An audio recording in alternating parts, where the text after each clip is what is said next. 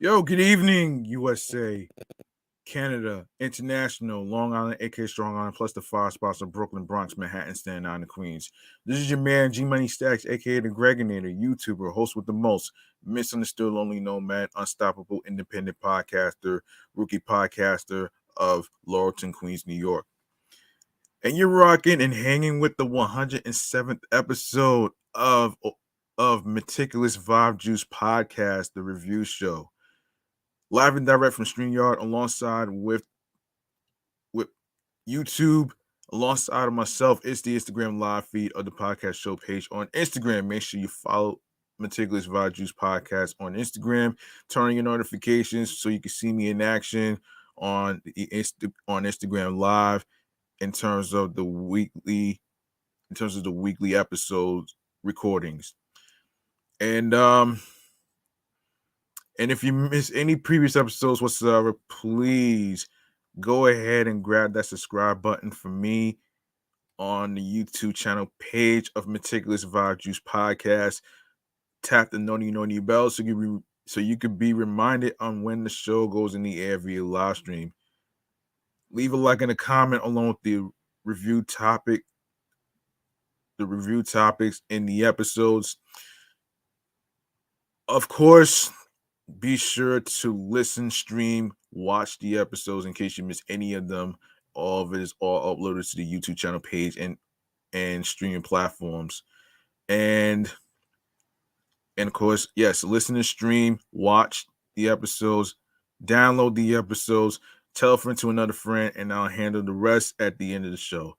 And of course, by the way, if you like to make a charitable donation to support this show and other shows that I do, you can go to this cash app right here, which is G Money Stacks 555.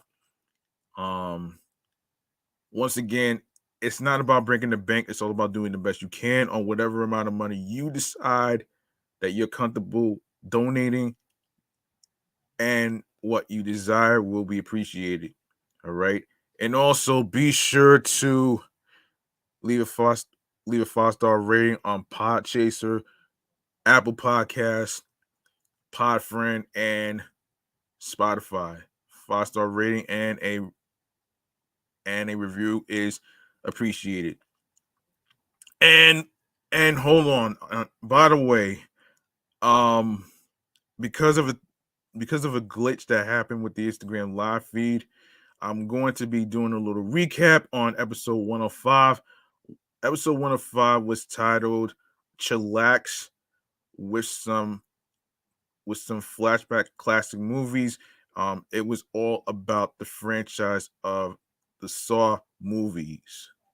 All right, and everything else involving games is also included as well. So, you know what I'm saying? So, just a little quick recap of episode 105. All right, in case anybody was wondering what happened with the Instagram live feed, there was a glitch.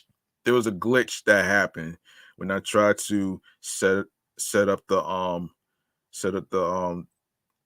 video in the description of the episode. So you know what I'm saying. So just a little quick FYI. All right. Now we are going to go to because today's episode is all about the Rugrats. So why not go to the Chillax Man Cave Popcorn Lounge? All right. So that's what we're gonna do.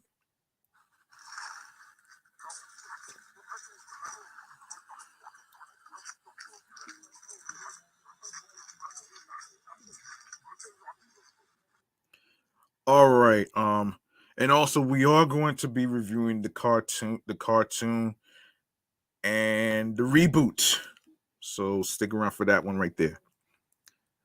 All right, the Rugrats movie is the first movie we're going to be reviewing today. So we're going to be looking at it today. So the Rugrats movie is a 1998 American animated comedy film based on the Nickelodeon animated television series Rugrats. It was directed by Igor Kova no Kava Kavali Kavalu. Wait, Hold on. Kova Kovalyov. Kovalyov. Yeah, here we go. Nickelodeon animated television series Rugrats. Okay, yes, I already got that. And Norton Virginian, and was written by David N. Weiss and J. David Stem. The film introduced Tommy Pickles' baby brother Dill Pickles, who appeared on the series the next year. The film features the voices of E.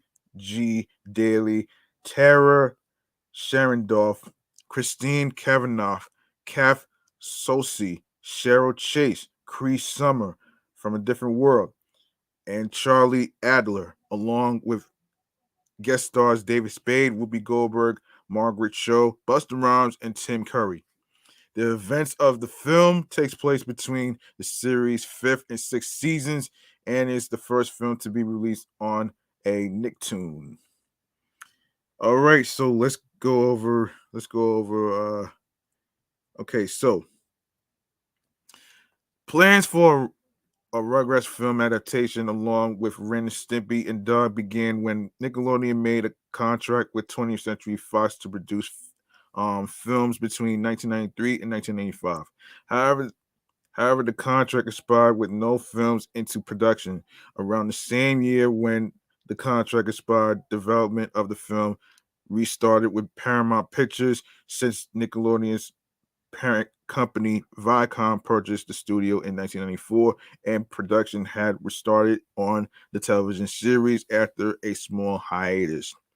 The Rugrats movie was released by Paramount Pictures in the United States on November 20th, 1998.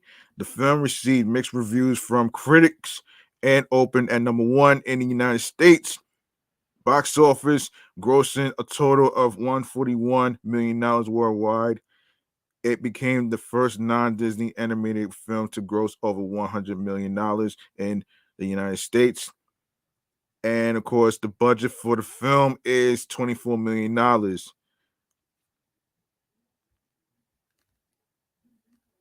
Yeah. The film is followed by two sequels, of course, Rugrats in Paris, which is going to be the next one, and following Rugrats Go Wild in 2003. All right, so let's go over to the voice actors. The voice actors who play these characters is E.J. Daly as Tommy Pickles, Tara Strong as Dill Pickles, Christine Cavanaugh as Chucky Finster. Damn. Um, Kath Soucie as Phil and Lil, and Betty DeVille or Devil, whatever. Cheryl Chase as Angelica Pickles, Jack Riley as Stu Pickles, Melanie Chart off as Dee Dee Pickles and Grandma Minka, Michael Bell as Drew Pickles, Chaz Finster and Grandpa Boris, Trash Mac Trash McNeil as Charlotte Pickles, Philip Proctor as Howard Deville, Devil, whatever, Igor.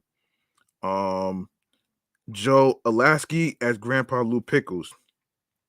And of course, the guest in the movie is David Spade as Ranger Frank, Whoopi Goldberg as Ranger Margaret, Tim Curry as Rex Pester, Hattie Winston as Dr. Lucy Carmichael, Andrea Martin as Aunt Miriam, Cree Summer from A Different World as Susie Carmichael, Tony J as Dr. Lipshit.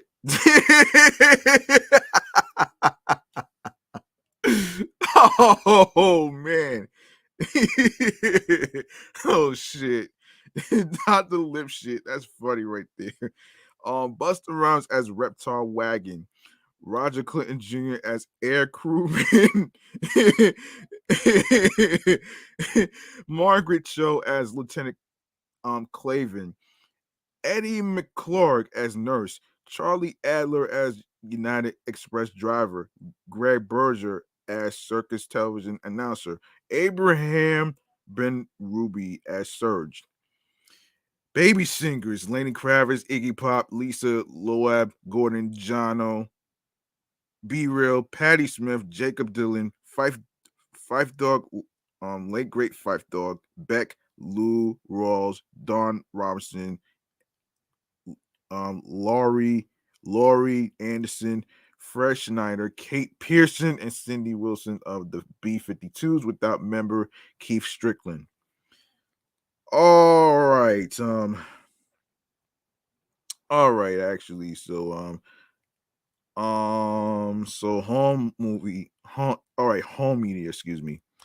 So the Rugrats movies was released on VHS and DVD on March 30th, 1999, Paramount Home Video. The film was also released on Laserdisc on the same day by Pioneer Entertainment on March 15th, 2011. The film was re-released in a 3-disc trilogy DVD set alongside its sequels in honor of Rugrats' 20th anniversary. In addition, it was re-released in some movie sets by Paramount in 2016, with all the non-sequel Nickelodeon animated movies up to Barnyard, as well as a separate 2-disc set with Hey Arnold the movie, which I will review that in a future episode. The film was released on Blu-ray on March 8th, 2022, and a trilogy set alongside its sequels. All right, so and the professional ratings, of course, obviously the Take Me There already featured on there February 2nd, 1999. All Music gives it 4 stars. Entertainment Weekly gives it a C.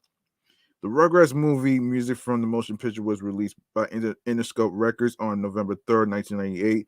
The enhanced soundtrack contained 13 tracks, bonus CD-ROM demos, and commercials. Amazon.com's Richard Gere praised the CD for bridging demographics as nimbly as the original show itself did, and for songs fans of all ages will love. Excuse me.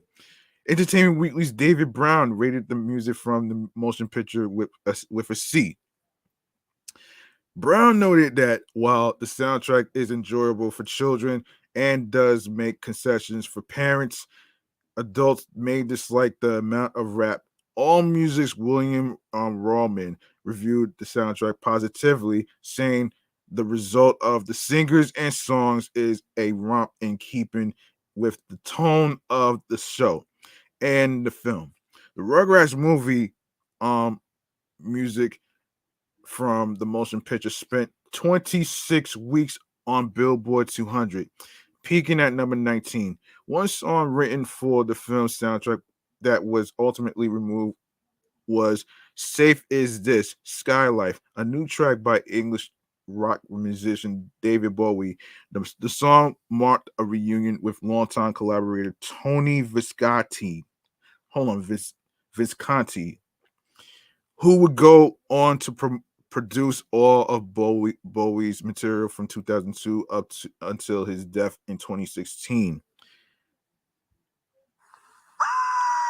The track would later be re-recorded as a B-side for Bowie's 2002 single Everyone Says Hi under the shortened title of Safe. The original 1998 recording remained unreleased and has never been circulated. In honor of its 20th anniversary, the film's soundtrack was released on vinyl on November 30th, 2018. So Take Me There, with Blackstreet, Maya, featuring Mace and Blinky Blink. I Throw My Toys Around, No Doubt, featuring Elvis Costello. This World Is Something New to Me. Don Robinson, Lisa Loeb, Be Real, Patti Smith, Lou Rawls, Laurie Anderson, Gordon Gano, Fred Schneider, Kate Pearson, Cindy Wilson, Late Great Fife Dog, Lenny Kravitz, Beck, Jacob Dylan, and Iggy Pop. Lisa Loeb, All Day. Dill Abai. E.G. Daily with Dialogue by Tara Strong. A Baby is a Gift from a Bob. Cree Summer. Cree Summer from A Different World, and Cheryl Chase. One way or another, Cheryl Chase. Wild Ride, Kevy featuring Lisa Stone. On your marks, get set, ready, go. Busta Rhymes, Witch Doctor, Devo, Take the Train, Rakim, and Danny Saber. Yo Ho Ho and a Bottle of Yum. EJ Daly and Christine. Take Take Me There, Want You Back mix. Blackstreet and Maya featuring Mace and Blinky Blink. The video game. Well, what do you know? A side-scrolling video game titled The Rugrats movie was released for Game Boy and Game Boy Color in 1998 and 1999, respectively. It was developed by Software Creations and released by THQ. Broader Bond, also developed and published a video game based on the film, The Rugrats Movie Activity Challenge. It was released in September 1998 as part of the film's marketing campaign. Books, of course, there's several books were released by Simon and Schuster's Simon Spotlight Branch and Nickelodeon, inspired by the Rugrats movie, Tommy's New Playmate, and the Rugrats versus the Monkeys. Oh shit, were also released on October 1st, 1998. Authored by Luke David and illustrated by John Kurtz and Sandrina Kurtz. The Rugrats movie storybook, released on the same date and using the same illustrators and publishers, was written by Sarah Wilson. The same date saw the release of the Rugrats movie. Hang on to your diapers, babies. We're going in. Trivia from the hit movie. A trivia book written by Kitty Richards. A novelization of the film written by Kathy E. Dubosky was published on October 1st, 1998 by Tandem Library. The following month, a 144-page guidebook, The Making of the Rugrats Movie Behind the Scenes at Klasky Supo, was released on November 1st, 1998 by MSG. In Madison Square Garden, Dane. Oh shit, that's fucking interesting. MSG, yeah. In May 1999, Hal Leonard Publishing Corporation released a book titled The Rugrats Movie. Now we go to the reception. Of course, the box office.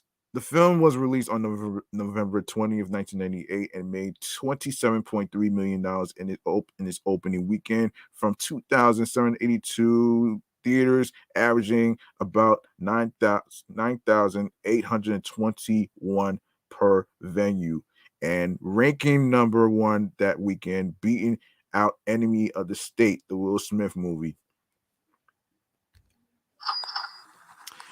In total, the Rugrats movie made $140.9 million, $100.5 million from the domestic market, from $40.4 million from its foreign release.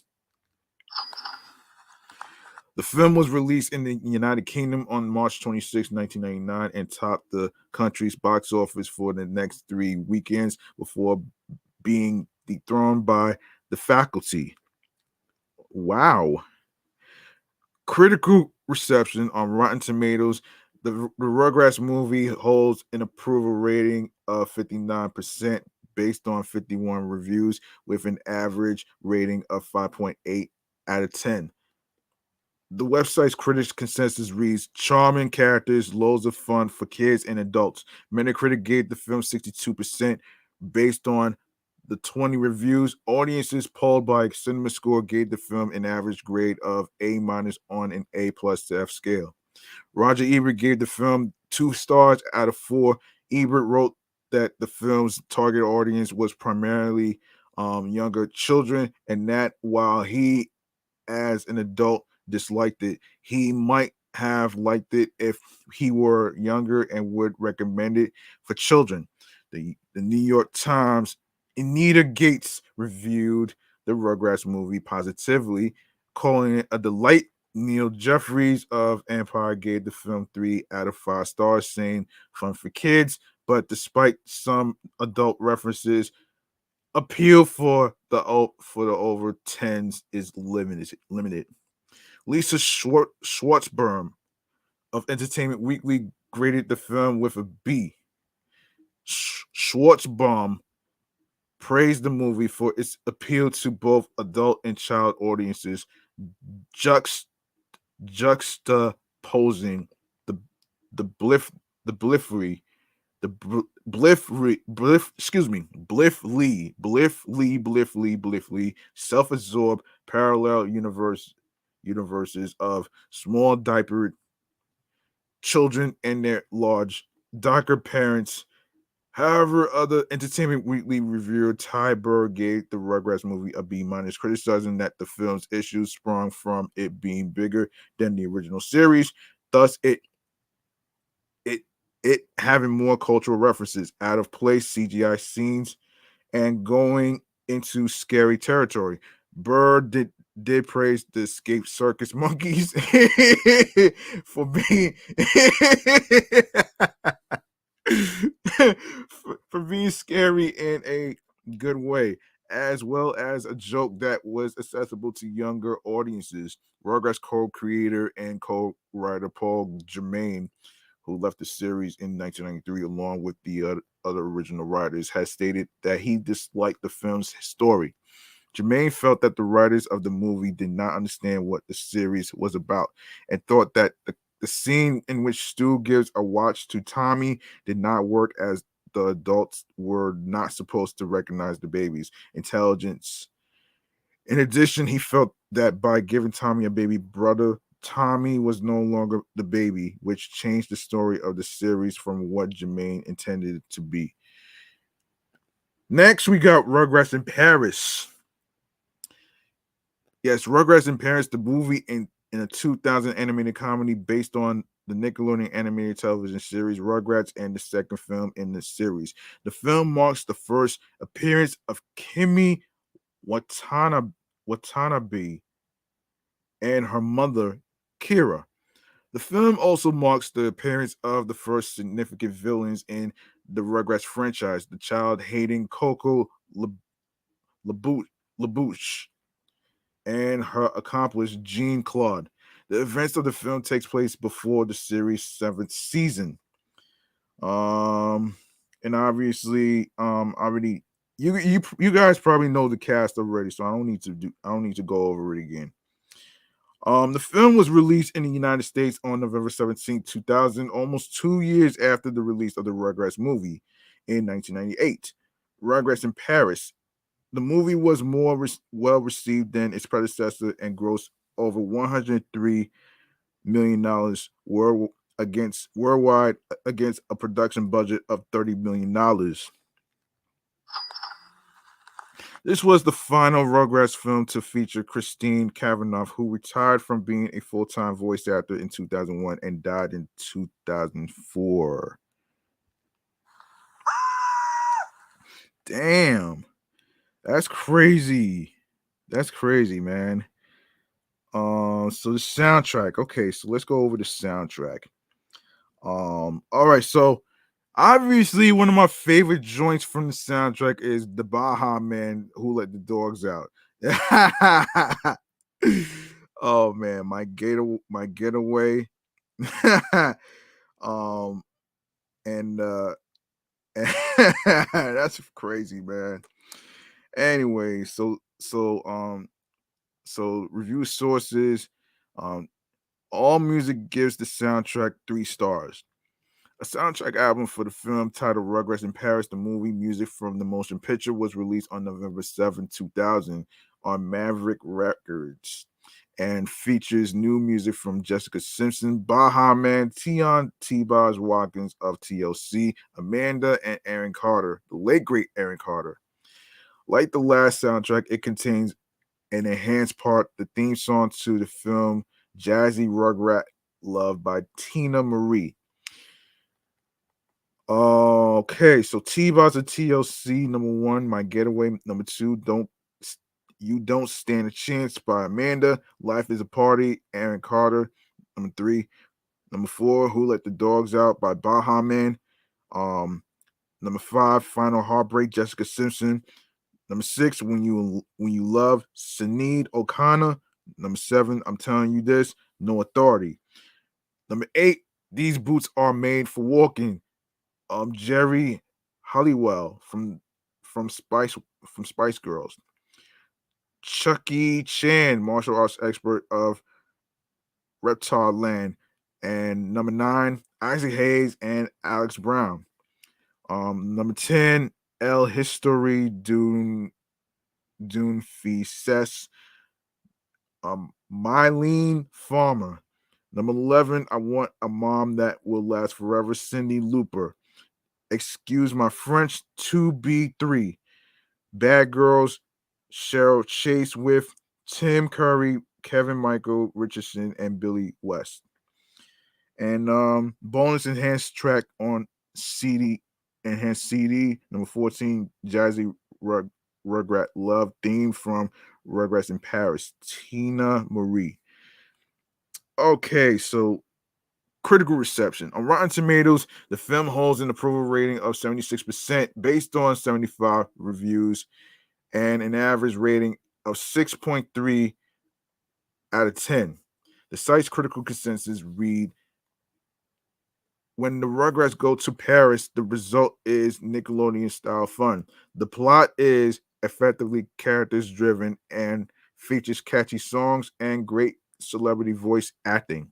Metacritic gave a film a weighted average score of 62 out of 100 based on 25 critics, indicating generally favorable reviews. Audiences polled by Cinema Score gave the film an average grade of A minus on A plus to F scale. Roger Ebert gave the film 3 out of 4 stars, stating, "The point is, adults can attend this movie with a fair degree of pleasure. That's not always the case with movies for kids, as no parent needs to be reminded.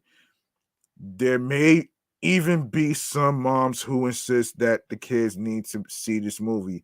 You know who you are." Common Sense Media gave the film a 3 out of 5 stars, stating 80 minutes of visual surprises, clever comedy. Empire gave the film a 3 out of 5 stars, stating just as good as the last outing. This is great kitty fare with some um filmic references for the adults. Plugged in wrote, in quote, "If parents are wanting more of what they see on the Rugrats TV show, um, plenty of potty humor, disrespectful language, and zero discipline, then this movie lives up to expectations. Never is a child scolded for making a mess or reprimanded for being rude. Of course, some of this is due to the fact that many of the characters aren't old enough to talk and only communicate with each other. The movie is cleverly written. It actually has the ability to hold adults' attention for longer than 3 minutes. But it's not funny that chaos is the norm, excuse me. And children get to do whatever they want, um, whenever they want. Neither it is appropriate for a children's film to tip its hat to such R-rated flicks as The Godfather and A Few Good Men. In the box office, the film grossed $76.5 million in North America and $26.8 million in other territories for a worldwide total of $103.3 million against a $30 million budget. In the United States, it opened at number 2 behind How the Grinch Stole Christmas, grossing $22.7 million in its opening weekend for an average of 7,743 from 2,934 venues. Um, in the United Kingdom, it opened at number 3 behind Bridget Jones' Diary and Spy Kids. And the third movie is Rugrats Go Wild. All right, so Rugrats Go Wild is a 2003 American animated crossover adventure based on the Nickelodeon animated television series Rugrats and the Wild Thornberrys. It is the third and final installment of the Rugrats film series and the second film in the Wild Thornberry series. It takes place after the ninth season of Rugrats and the fifth season of the Wild Thornberrys. Christine Cavanaugh, the original voice of Chucky Finster, was replaced by Nancy Cartwright, who plays Bart Simpson in The Simpsons. And and y'all know who the cast of Rugrats is, so I'm not gonna go into it though. So the budget for the film is $25 million. The film was produced by Nickelodeon Movies and Klasky Supo and released in theaters on June 13th, 2003 by Paramount Pictures. Rugrats Go Wild was the least successful film in the Rugrats series, grossing 55.4 worldwide and received negative reviews from critics. The film serves as the series finale for both Rugrats and the Wild Thornberrys. The film used odorama, which allow people to smell odors and aromas from the film using scratch and sniff cards, reminiscent of the 1960s smell-o-vision.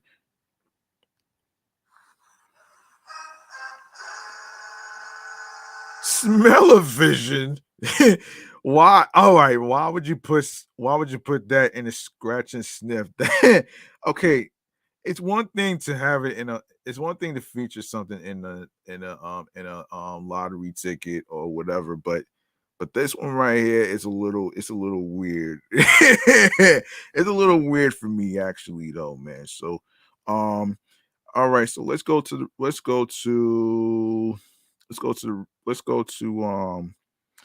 soundtrack for it though.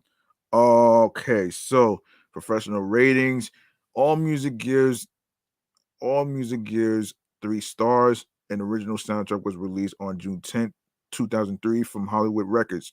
The following is a list of songs that appear on the Rugrats Go Wild soundtrack. Number 1, Message in the Bottle, cover of The Police, American Hi-Fi. Number 2, Big Bad Cat, Bruce Willis and Chrissy Hinde. Yeah. She's on Fire, Train, number 3. Number 4, I Am Island Princess, Cheryl Chase and Cree Summer from A Different World. Number 5, Lizard Love by Aerosmith. Number 6, Ready to Roll, Flashlight Brown. Damn, Flashlight Brown. Oh shit. The Morning After, cover of Marine Chasing Summer McGovern. Uh, that's number 7. Number 8, Atomic Dog, George Clinton. Number 9, Dresses and Shoes, Chasing Summer. Number 10, Should I Stay or Should I Go? The Clash. Number 11, Lust for Life, cover of Iggy Pop, Only Willis, seen in the ending credits. Number 12, Phil's Diapese, Hanging Low. Tim Curry, Nancy Cartwright from The Simpsons, Elizabeth Daily, Tara Strong, Kath Susie, who plays Susie, um, Cindy. She plays Cindy, yeah, and Dion Kwan Summer, Cartwright, Daly, Strong, Susie, and Quan Daly. Okay, so all right, so It's a Jungle Out Here, number 13. Yeah, Summer, Cartwright, Daly, Strong, Susie, and Quan Daly. Okay, so Quan. Number 14, Changing Faces, Daly. And now we're gonna go into the reception. The film grossed $39.4 million domestically and $55.4 million worldwide against a budget of $25 million. The film earned less than each of the other two Rugrats films. The film opened at number 4 with Finding Nemo at the number 1 spot. Critical response on a review aggregation website Rotten Tomatoes, the film holds an approval rating of 39% based on 89 reviews and an average rating of 5.02. The site's critics consensus reads: the Rugrats franchise has gone from fresh to formulaic. Formulaic. Metacritic gives the film as weighted average score of 38 out of 100 based on 27 critics, indicating generally unfavorable reviews. Audiences polled by Cinema Score gave the film an average grade of A minus on an A plus to F scale. Neil Smith at the BBC gave the film 2 out of 5.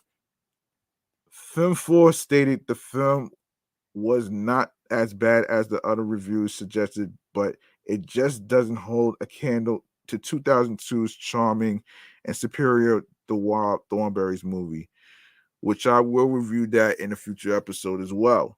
So, now that we got that over with, we're going to get into. Hold on a minute here. Yeah, we're going to go into the TV version right here, man. So, let's get to TV. No, hold on a second. Hold on. I'm sorry.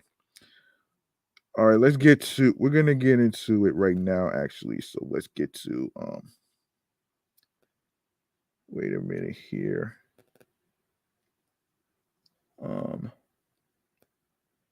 Thought I had that shit. Hold on a second. Okay, here it is. Here it is. Now we get to go to TV show checkouts, man. All right, so this is how it's gonna go down, actually. So we're gonna be reviewing the Rugrats cartoon and the reboot, actually. So so let's get into it right here.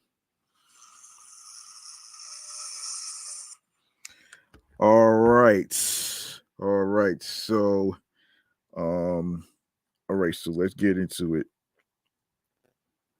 Okay, Rugrats is an American animated television series created by Arlene Klasky,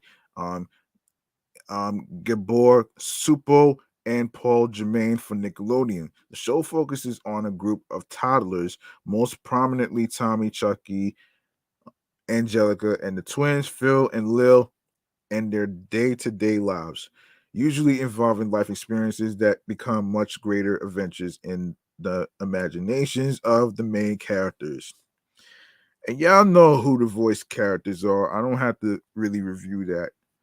Um and The series premiered on August 11, 1991, as the second Nicktoon after Doug and before the Ren and Stimpy show, and with an initial installment of 65 episodes spanning 3 seasons. Production was then halted in 1993, with the last episode airing on November 12, 1994. In 1995 and 1996, 2 Jewish themed specials premiered: a Rugrats Passover and a Rugrats Hanukkah, respectively, both of which received critical acclaim. During this time, after the end of the show's production run, Rugrats began to receive a boost in ratings and popularity due to constant reruns on Nickelodeon. In 1996, Klasky Supo began producing new episodes, and the show's 4th season began in 1997. As a result of the show's popularity, a series of theatrical films were released over the next 5 years. The Rugrats movie, which introduced Tommy's younger brother Dill, was released in 1998. Rugrats in Paris, the movie, which introduced Chucky's stepmother Kira, his stepsister Kimmy, and Poodle Fifi, was released in 2000. And Rugrats Go Wild, a crossover film with another Klasky Supo series, The Wild Thornberrys, was released in 2003, which I just reviewed just now. The final TV episode aired on August 1st, 2004, bringing the series to a total of 172 episodes over 9 seasons. The 13-year run, with the 2-year break, ties Rugrats with King of the Hill as the 8th longest running American animated television series.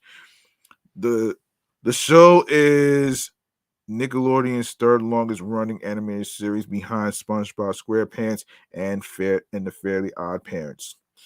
It is one of the longest running animated series of all time. On July 21st, 2001, Nickelodeon broadcast the made for TV special All Grown Up to celebrate the 10th anniversary of the series. The special was a pilot for the Rugrats sequel series, All Grown Up, which aired from 2003 to 2008. It chronicles the lives of the babies and their parents after they aged 10 years. A spin off series, Rugrats Preschool Days, aired 4 episodes in 2008. Two direct to video specials were released in 2005 and 2006 under the title Rugrats Tales from the Crib. Tie-in media for the series include video games, comics, toys, and various other merchandise. Rugrats gained over 20 awards during its 13-year run, including 4 Daytime Emmy Awards, 6 Kids Choice Awards, and its own star on the Hollywood Walk of Fame. The series became a hit, garnering high ratings and anchored Nickelodeon as the network's top-rated show from 1995 to 2001 until SpongeBob SquarePants aired its 173rd episode in 2012. Rugrats was Nickelodeon's longest-running cartoon. A reboot of the series, executive produced by the original series team of Klasky, Supo, and Jermaine, premiered on Paramount Plus on May 27th, 2021. Wow. Okay. So the themes. Rugrats visualizes ordinary everyday activities through the eyes of a group of toddlers. Using their imaginations, their babies transform routine tasks into surprising adventures. The babies having a limited understanding of the world, constantly mispronounce words, and use improper grammar. Challenges often emerge because the babies misinterpret the adults, usually caused by in Angelica's deceptive translations. The grown-ups of Rugrats are simultaneously quirky, overcautious, and oblivious. The series portrays adults as mysterious eccentrics, and episodes usually center on a moral lesson that the babies learn during their imaginative explorations. The critical reception, and legacy. Since its debut in 1991, Rugrats has generally received positive reviews from critics and fans. In a 1995 interview, Steven Spielberg, who at the time was producing several competing animated series for Warner Brothers, referred to the show as one of the several shows that were the best children's programming at the time. Spielberg described Rugrats as sort of a TV's Peanuts of our time. It was named the 92nd best animated series by IGN. Rugrats was also considered a strong point in Nickelodeon's rise in the 1990s. For those of you who may not know what IGN stands for, it stands for Imagine Games Network. All right, so yes.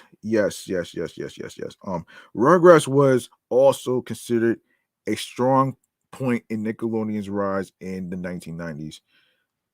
In the press release celebrating the show's 10th anniversary, Saima Zagami stated, during the past decade, Rugrats has evolved from a ratings powerhouse being the number one children's show on TV to pop icon status. Um, yeah, it has secured a place in the hearts of both kids and adults who see it from their own point of view. According to Nickelodeon producers, this show made them the number one cable channel in the 1990s. Jeff Jarvis reviewed Rugrats and stated, when The Simpsons was a segment on the Tracy Ullman show, it was just a belch joke with hip pretensions. As a series, it grew flesh and guts. It was my favorite cartoon until I discovered Nickelodeon's Rugrats. a sardonic, sly kid's eye view of the world that skewers 30-something parents and Cosby kids. In 2017, James Charisma of Paste ranked the show's opening sequence number 11 on the list of the 75 best TV title sequences of all time. Oh, Lord. The controversy. Rugrats was noteworthy among contemporary children's television for depicting observant, identifiable Jewish families. Jewish, Christian, and Muslim religious groups gave the show high praises for their special holidays episodes. Nonetheless, at one point, the Anti-Defamation League and Washington Post editorial page castigated the series for its depiction of Tommy Pickles' maternal grandparents, accusing their character designs of resembling Nazi-era depictions of Jews. Oh my gosh. Oh gosh. Okay, we go to the awards. Okay, so 1992 Daytime Emmy Awards. Um, so Rugrats won for Outstanding Animated Program. It got nominated for Outstanding Animated Children's Program.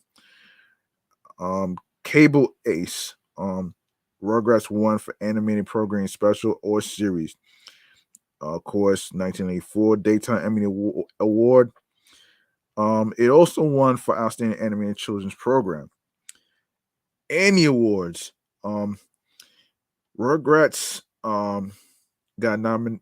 Rugrats episode of Rugrats Passover got a nomination for Best Individual Achievement for writing in the field of animation, and of course, the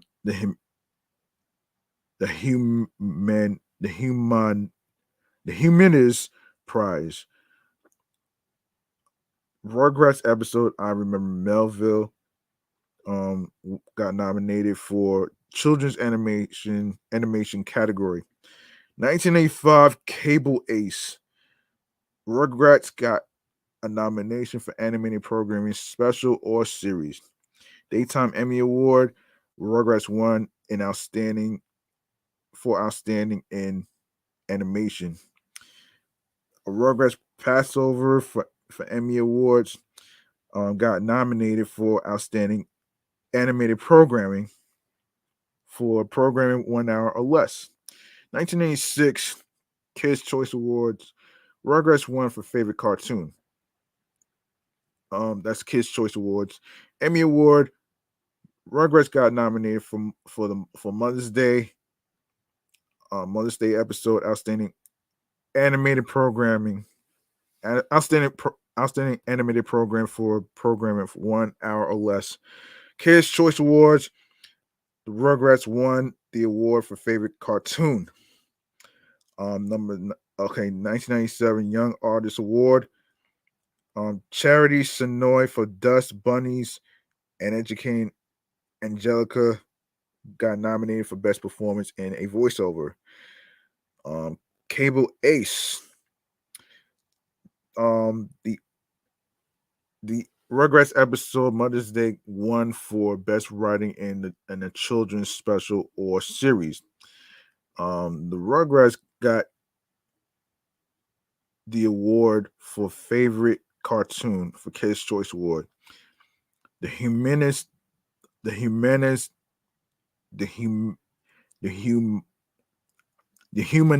Prize, excuse me. The Rugrats episode Mother's Day got a nomination for Children's Animation category. Rugrats got a nomination for Outstanding Children's Program Emmy Award. Rugrats episode The Turkey That Came to Dinner won for television children's programming, and that's for the Genesis Award. Kids' Choice Award, Rugrats won for Favorite Cartoon. And Rugrats episode Autumn Leaves won for children's animation category. And the TV Guide Award. Rugrats got a nomination Favorite Children's Show. World Animation Celebration. Rugrats episode Naked Tommy won for Best Director of Animation for a daytime series. Yeah, the Rugrats movie got the award for favorite movie for Kids Choice Awards. Cable Guide. Rugrats got a nomination for favorite cartoon. Artios Award. Rugrats got a nomination for best casting for animated voice over television. And 2000 Kids Choice Awards. Rugrats won for favorite cartoon. Also, Rugrats got a nomination for outstanding children's program for the Emmy Award. TV Guide Award. Rugrats won for favorite children's show. Artios Award. Rugrats got a nomination for best casting for animated voiceover television. Rugrats got a nomination for outstanding children's program, Emmy Award. Rugrats won for favorite cartoon for the Kids Choice Awards. Television Critics Association Award. Rugrats got a nomination for outstanding achievement in children's programming. And Rugrats won for outstanding achievement for the Jewish Image Awards. Rugrats episode Cynthia Comes Alive got a nomination for best casting for animated voice over television. And of course, the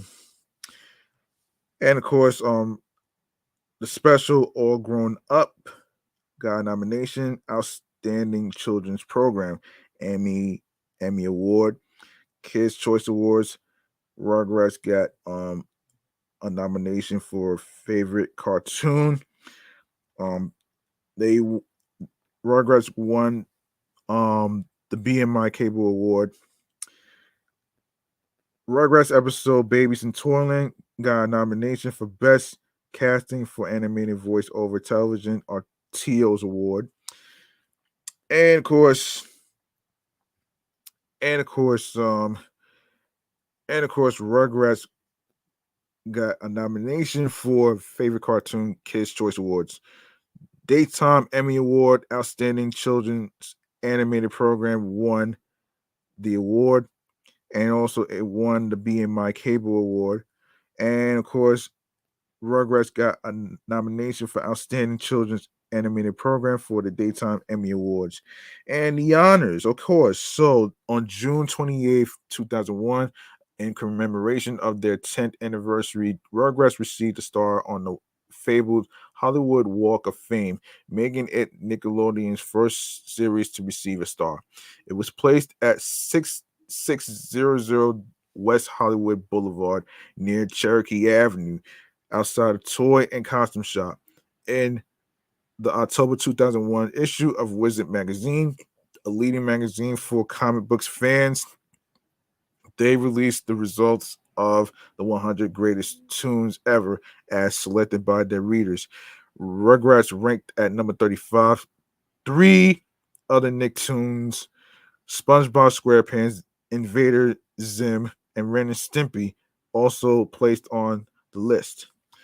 In a list of TV Land's the best 2000 best things about television, ranking the all-time TV shows, channels, commercials, people, catchphrases, etc. Rugrats is ranked number 699. Angelica Pickles placed 7th in TV Guide's list of top 50 greatest cartoon characters of all time in 2002. On September 24th, 2013, in honor of the 60th anniversary, Rugrats earned a spot on the TV's 60 greatest cartoons of all time list. Okay. Okay, so let's get to hold on a minute here. All right, I wasn't expecting to do this, but let's review All Grown Up. All Grown Up is a special episode of the Rugrats that aired on July 21st, 2001, to celebrate the series' 10th anniversary. The special serves as the first two episodes of the eighth season of Rugrats and the 145th and 146th episodes of the series overall.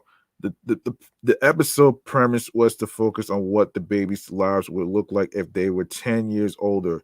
The episode proved to be popular enough for a series based on it to be made. Um, okay. So, um, obviously obviously some guest appearance: Charlie Adler, Terren um Cardell, Olivia Hack, Lorraine Newman.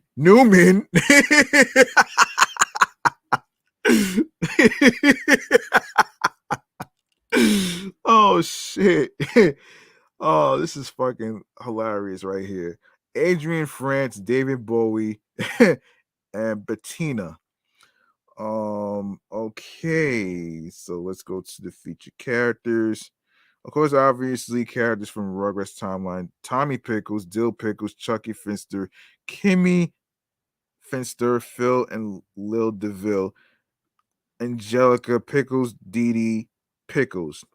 Characters from the future: Tommy Pickles, Dill Pickles, Chucky Finster, Kimmy Finster, Phil and Lil DeVille, Angelica Pickles, Susie Carmichael, Samantha Shane, Ticket, Ticket Taker. Oh shit.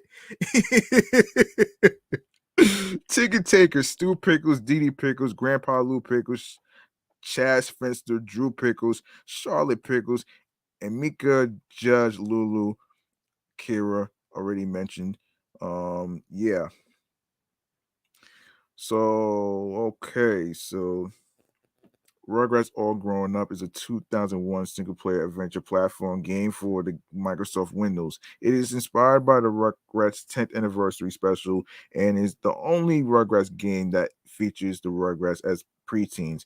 It is the babies have been catapulted 10 years into the future. The goal of the game, in order to get home, is to find pieces of a time machine scattered around Dr. Spooky's castle.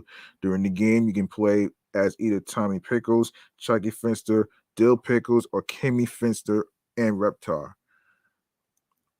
Or Kimmy Finster and Reptar, who is unlocked later in the game. Angelica isn't a playable character, however, she does narrate the game.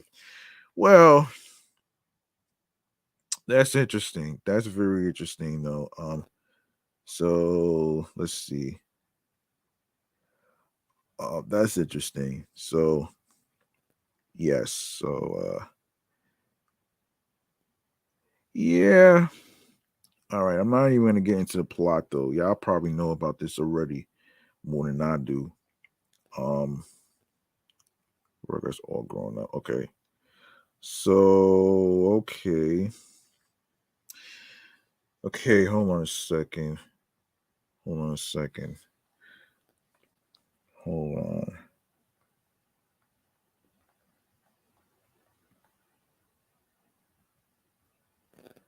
Okay. Actually, let's see.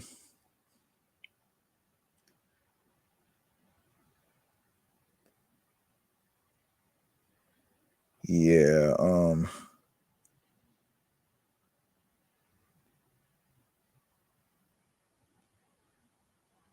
Hmm. Okay. Let me see. Let me see. Let me see. Okay. All right. So, All Grown Up is an American animated television series created by Arlene Klasky, Gaber Suppo, and Paul Germain for Nickelodeon. It served as a continuation of the series Rugrats, as explores the daily lives of protagonist Tommy Pickles and his childhood friends, now adolescents. The concept for the series was based on the Rugrats episode All Grown Up, which served as the original series' 10th anniversary special and proved successful with audiences. Let's see. So, I mean, y'all already know about the cast who does the voices. I already yeah. So the series ran from April 12th, 2003 to August 17th, 2008 for a total of 5 seasons and featured voice actors from the original series. Several episodes also feature flashbacks from the original series. Okay, so the reception. Hold on a second. Um, yeah, I'm not even gonna really get into all this stuff though, man. I'm not, okay, so let's get to the reception. Okay, Common Sense Media felt that the show's scenarios were not as good as in the original series, commenting that they were thoughtfully crafted but lacked the satiric take of babies misunderstanding the adult world. Rather, the show was choosing to tackle more standard preteen themes. The Los Angeles Times stated it was a revolutionary idea for a series with characters perpetually stuck in the status quo. Image felt all grown up was the natural progression of the show. Games Radar felt it was an ill-advised venture. CBR commented the sense of adventure and exploration of the original had been lost. Those special personalities they had as babies vanished in a haze of pubescent insecurities. Though felt it was a fun what if. NYU argued the show did not pursue the character's progression with a sense of accuracy. The game thought it was a terrible excuse for a sequel. Chicago Tribune wrote that in this new series, Angelica has become an overbearing teen, still bossing around Tommy and his chums. Rugrats co-creator and co-writer Paul Germain has stated that he disliked All Grown Up. Since the original series was about babies who do not understand the world, Jermaine felt that if the characters are older, then the story is finished. He additionally stated, "What I would have said to people at the time if I had been asked, I w- was I what was I would have said if you make them teenagers, there's no Rugrats. You are wasting your time." Well, I don't know about all that though, man. I don't know about all that though, man. That right there, that's it did 5 seasons, man. Like, what are you talking about here, man? This is crazy. That's crazy right there, man. That's really crazy talk right there. It did 5 seasons. It is considered successful if you really think about it though. Let's see. Okay, let's see. We're gonna go to hold on a second here, man. Hold on a second here. Um, hold on a second here. All right, let's review the reboot right here.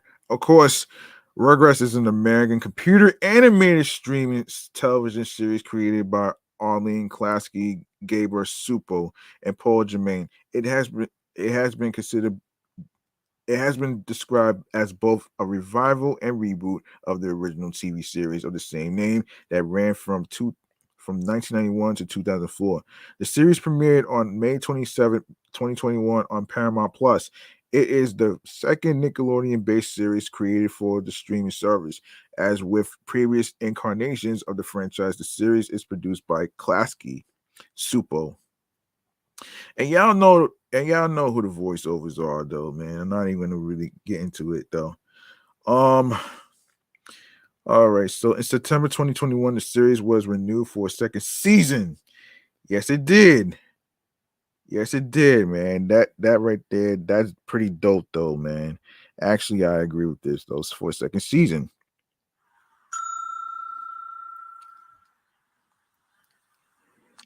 All right, so yes, so the premise, just like the original series, Rugrats focused on the experiences of a courageous, adventurous 1-year-old baby named Tommy Pickles and his group of playmates and other infants and toddlers.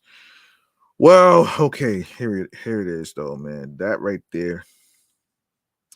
And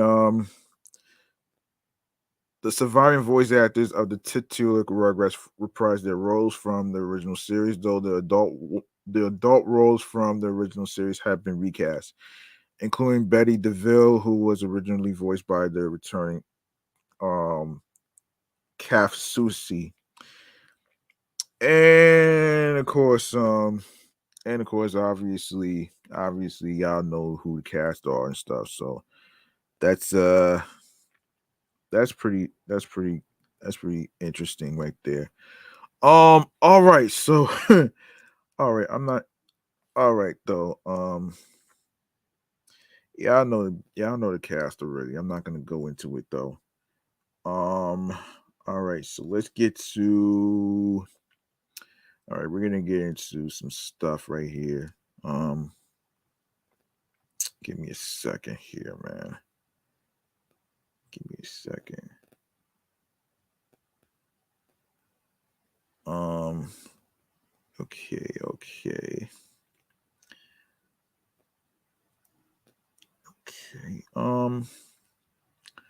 Give me a sec. Hold on a second. Oh, right. There it is. There it is. Um All right, man. Time for the video game chamber right here, man. Let's do this right here. Let's go. Let's go, man. Seriously. Seriously, let's do this.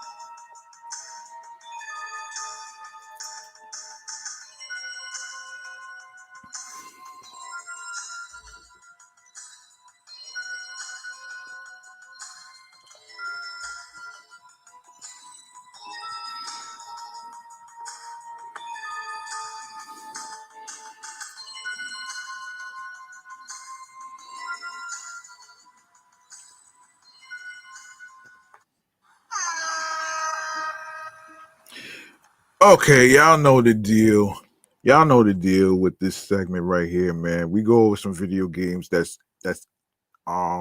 upcoming and that's already out already. And of course, there's some stuff that we need to get to. Actually. Um, so the previous time I think we did what is it?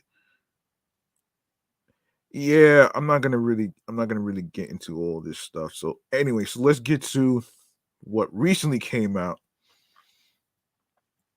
What recently came out is okay, so let's go to High on Life. Comedy is tough to execute in video games, and even if done well, it still needs strong gameplay to back up the jokes. Hold on a sec. Yes. So to back up the jokes, yes. High on Life falters on both fronts. Though it swings for the fences on presentation and tone, the mediocre action, grating humor and dialogue, and less amusing technical hiccups made me want to keep its sentiment guns in their holsters. Conceived by Rick and Morty co-creator Justin Roland. Fans of that show or his other works can expect a similar brand of relentlessly over the top, extremely adult comedy. As a human teenager turned intergalactic bounty hunter following an alien invasion of Earth, you must have humanity with an arsenal of talking alien guns. These weapons, voiced by Roland and comedians including JB Smoove and Tim Robinson, talk your ears off to the point of annoyance, with your primary gun, Kenny, being the biggest culprit. Sometimes their banter doesn't even make sense, such as a gun complaining about not being used in ages when I'd used them seconds ago. Thankfully, you can reduce weapon chatter via a menu slider, but it represents one of my biggest issues. I didn't find High on Life funny.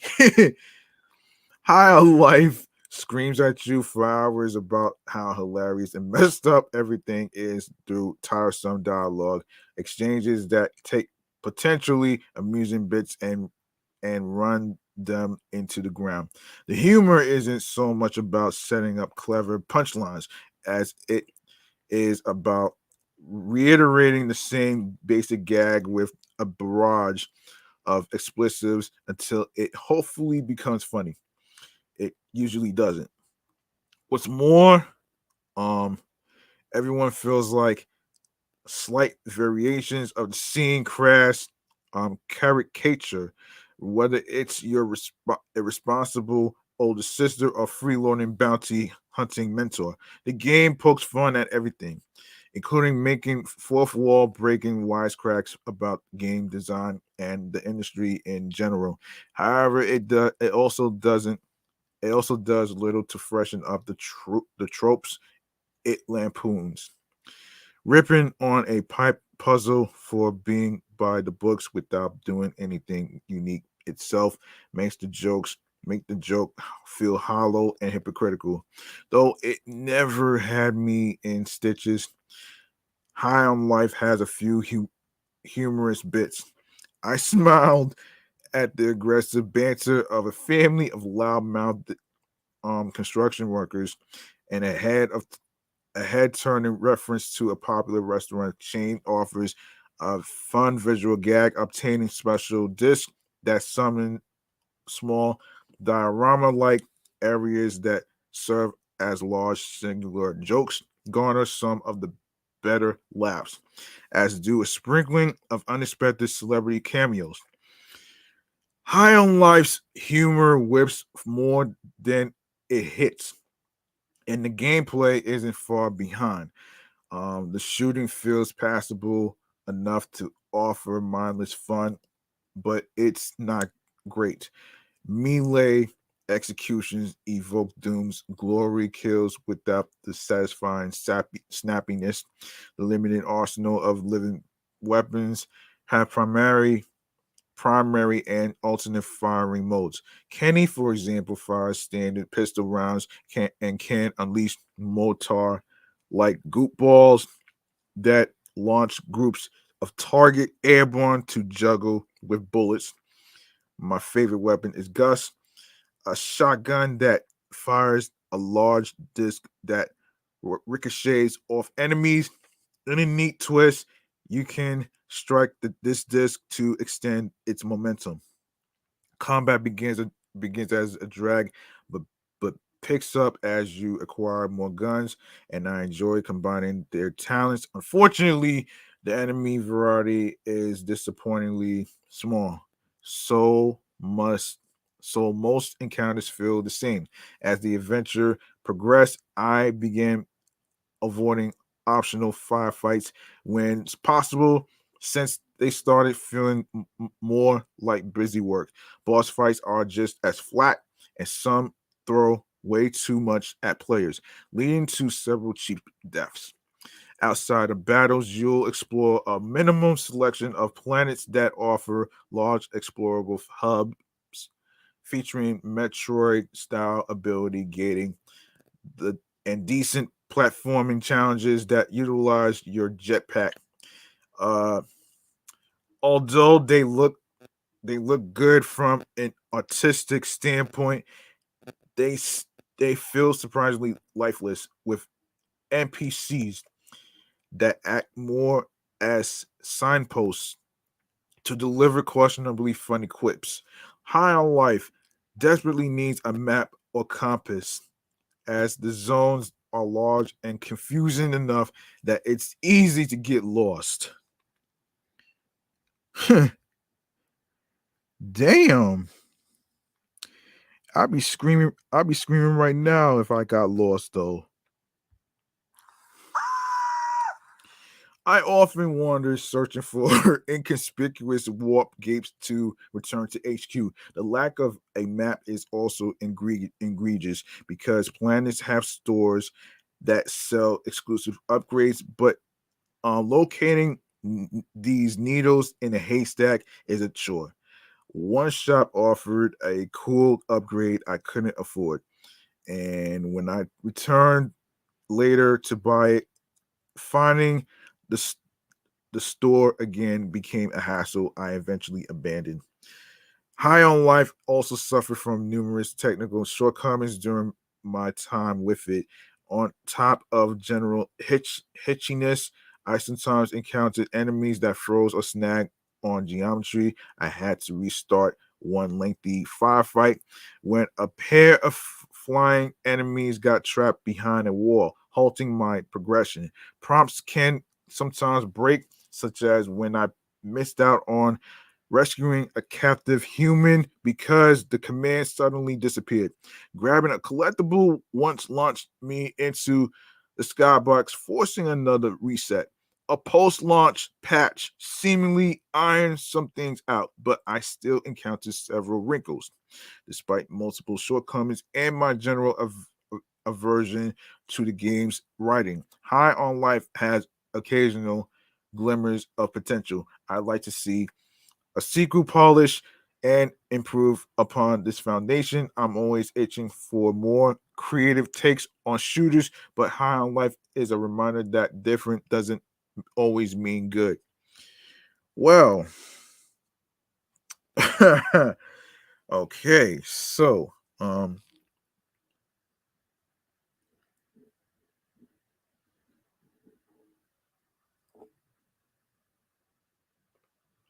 okay, okay, hold on a second here.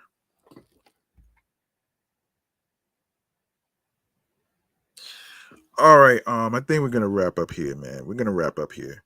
All right, all right. Our very last segment of the night is going to be stream choices on the go, man. Let's get into it right now.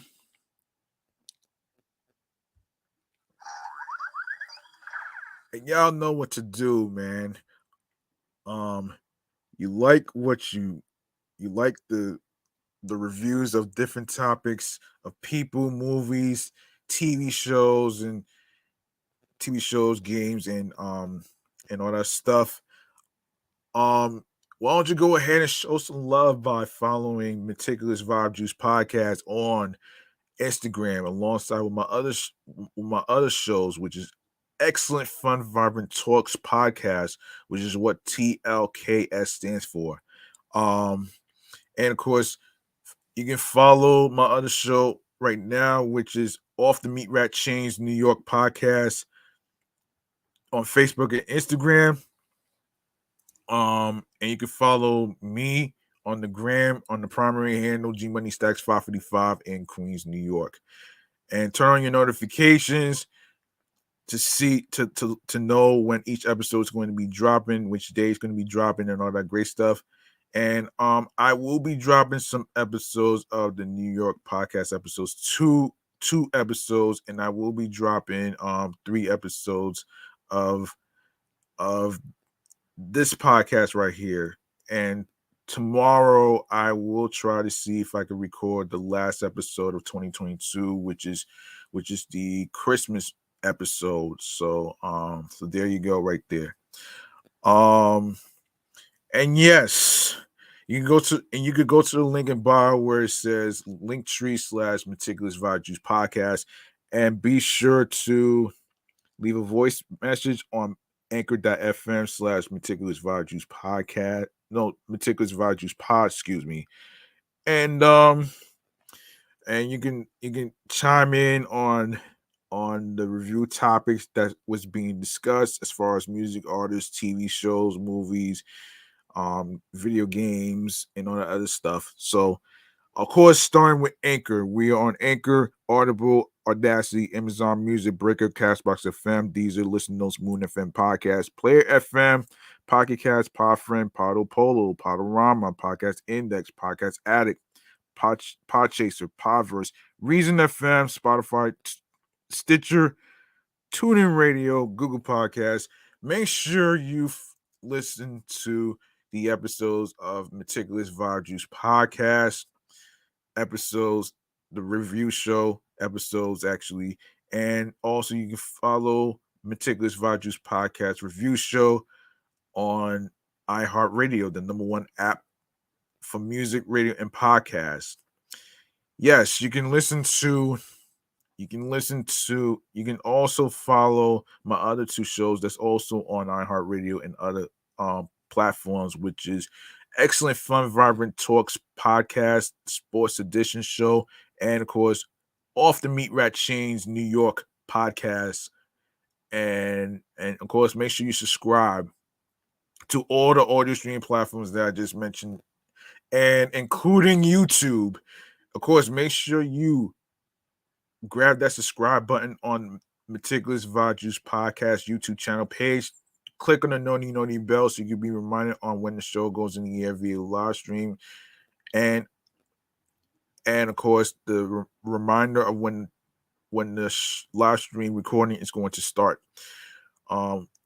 Leave a like and a comment along with the review topic episodes, and of course make sure you download these episodes, share the episodes,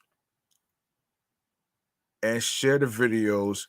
Listen, make sure you listen, stream, watch the episodes in case you miss any of them.